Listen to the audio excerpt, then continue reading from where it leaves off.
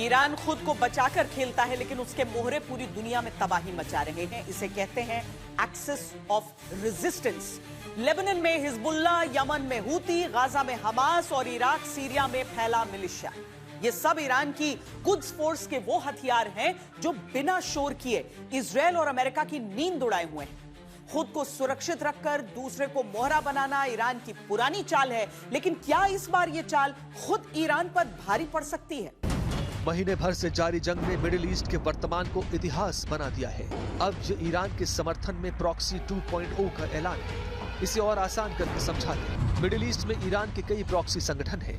Lebanon में Hezbollah, Yemen में Houthi और इराक में शिया मिलिशिया, जिन्हें अक्सर पॉपुलर मोबिलाइजेशन फोर्सेस भी कहा जाता है, और गाजा में हमास। ईरान इजराइल अमेरिका युद्ध से पहले क्या स्थिति थी वो भी बताते हैं। ईरान से सहायता प्राप्त हिजबुल्लाह, हूती, हमास और शिया मिलिशिया के टारगेट पर हमेशा इजराइल रहा करता था। ये संगठन समय समय पर इजराइल पर मिसाइलों और रॉकेट से अटैक किया करते थे, जिसके कारण इजराइल हमेशा युद्ध में रहा। लेकिन अब हमास को अगर अलग कर दिया जाए तो ईरान के बाकी प्रॉक्सी खाड़ी देशों सहित अमेरिका के खिलाफ भी खुली जंग का इजहार कर रहे हैं। स्ट्रेट ऑफ हॉर्मुज में ईरान की नाकेबंदी से पूरी दुनिया पहले से ही मुश्किलों से जूझ रही है। अब ईरान ने ऊर्जा आपूर्ति के दूसरे रास्ते के विकल्प के तौर पर माने जाने वाले बाब अल मदेब को भी बंद करने की धमकी दे दी है। सवाल उठता है कि ईरान से 2000 किलोमीटर दूर बाब अल मंदेब में ईरान कैसे दखल दे सकता है? तो जवाब है यमन का आतंकी संगठन हूती। ईरान हूतियों की मदद से बाब अल मंदेब को बंद करके दुनिया की टेंशन बढ़ा सकता है। हूती संगठन ने इजराइल हमास युद्ध के बीच इजरायली झंडे वाले जहाजों पर सीधे हमले किए थे। तब रेड सी वाले इलाके में एंटी शिप बैलिस्टिक मिसाइलें भी दागी गई थी। इस हमले के बाद दुनिया की 5 सबसे बड़ी शिपिंग कंपनियों ने इस रास्ते को जोखिम भरा घोषित किया, जिसके बाद एशिया से यूरोप और अमेरिका की ओर जाने वाले कंटेनर शिप और टैंकरों को अफ्रीका के केप टाउन के पास केप ऑफ गुड होप के रास्ते भेजा जा रहा था। ये रास्ता लंबा है, जिससे शिपमेंट में 10 दिन अतिरिक्त लगते हैं और खर्चा बढ़ जाता है। भारत का भी एनर्जी के अलावा बाकी का 90% ट्रेड सुएज कैनाल से होते हुए रेड सी के रास्ते ही भारत आता है। बाब अल मंदेब एक अहम समुद्री रास्ता है। यह करीब 20 मील चौड़ा है और रेड सी को अदन की खाड़ी और हिंद महासागर से जोड़ता है। यह दुनिया का अहम व्यापारिक रास्ता है, क्योंकि यहाँ से करीब 12% ग्लोबल ट्रेड होता है।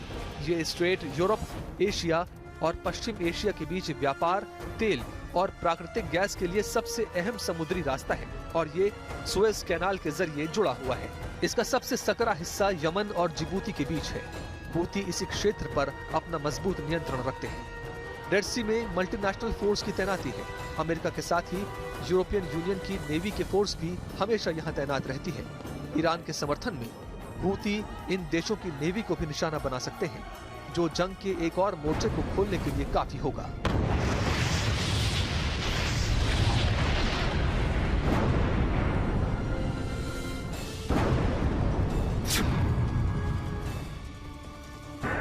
ईरान के समर्थन में इराक के शिया मिलिशिया ने लगातार अमेरिकी बेसों को निशाना बनाया और उन्हें नुकसान पहुंचाया, और अब भी अमेरिकी बेसों पर हमले जारी हैं।